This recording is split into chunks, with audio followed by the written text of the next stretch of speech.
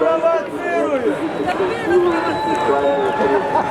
Просьба Лукашенко провокатор.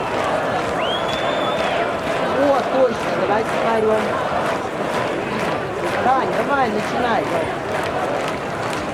От меня громко будет, друзья. Ребят, не подхватывайте, давайте. А я отсюда пару. Лукашенко провокатор.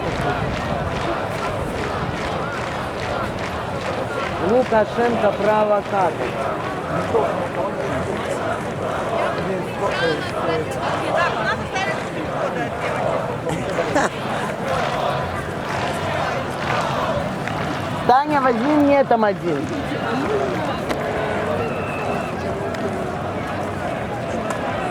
Зараз.